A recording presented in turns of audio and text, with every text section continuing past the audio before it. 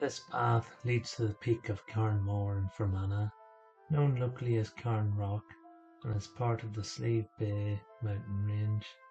Carnmore comes from the Gaelic Carnmore, which can be broken down into cairn, burial mound, and more big, and roughly translates as big burial mound.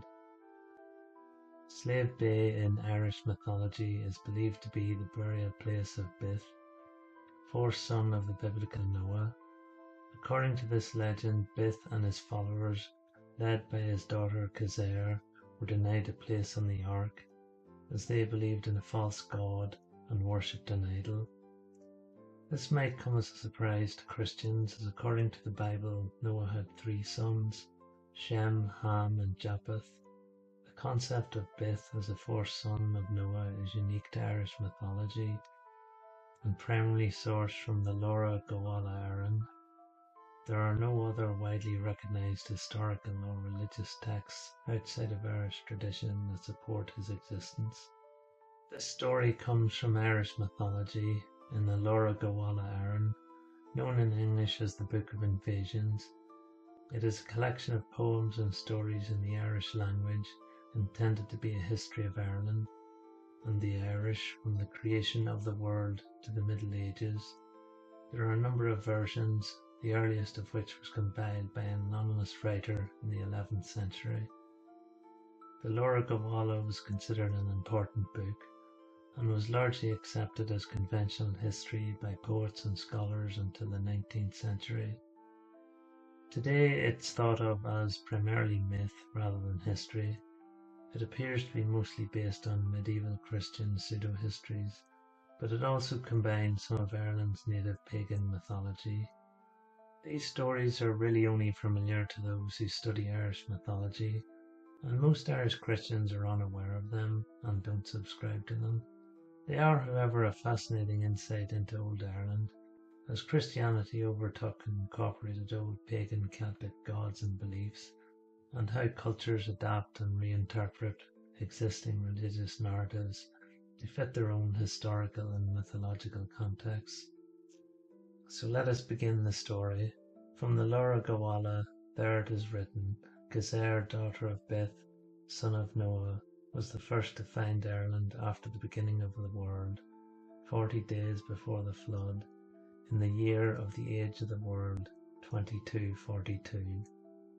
3 men and 50 maidens were with her. For this reason they came thither a fleeing from the flood. For God said to Noah, son of Lamech, that he should make an ark for himself, for his sons Shem, Ham, and Japheth, and for their wives, in the hope of saving themselves from the wave, roar of the flood, which he should pour on the earth to destroy and annihilate its inhabitants at large on account of the sins of Adam, except them only. For these 8 persons were free from sin. God commanded Noah to bring a pair of each sort of unlawful animal onto the ark for the sake of propagation from them after the flood, and 3 pairs of lawful animals for the sake of sacrifice and propagation from them likewise. He taught them the shape of the ark with the furniture that is necessary for it, and what he should bring therein, by everything that should be required for the persons and animals besides. When Bith, Fintan, and Lara, the men who accompanied Kazare in coming to Ireland, later heard that it was destined that a flood would come to the world, and that all the various races of the world should be drowned, save the people of the ark, they were terrified of that account. Each of them questioned Noah in turn as to whether he would let them go with them in the ark till the flood should be spent. Noah said that he had no power to let anyone into it, but such as God himself had ordained, for it was no ship of robbers, nor was it a den of thieves. Then they and Kazare take counsel to know what device they should contrive to save themselves from the flood. Give submission to me, said the girl Kazare, and I shall give you counsel. It shall be done, said they. Take an idol with you, said she, worship it and forsake the God of Noah. They agreed to that, took an idol to themselves and worshipped it, and they forsook the Lord and the advice of Gezer. This is the instruction it gave them thereafter, that they should make a ship, and that they should go in the sea to Ireland. They should do so, but neither they nor their idol know when the flood should come. In the time of Noah, humanity had descended into widespread wickedness and idolatry, prompting God to bring about the great flood as judgment. Despite Noah's righteousness, people continued to worship false gods, leading to moral decay. False gods during this era included pagan deities like Dagon, Moloch, and Tammuz. The prevalence of idolatry and moral corruption highlighted the spiritual and moral decline of humanity before the flood.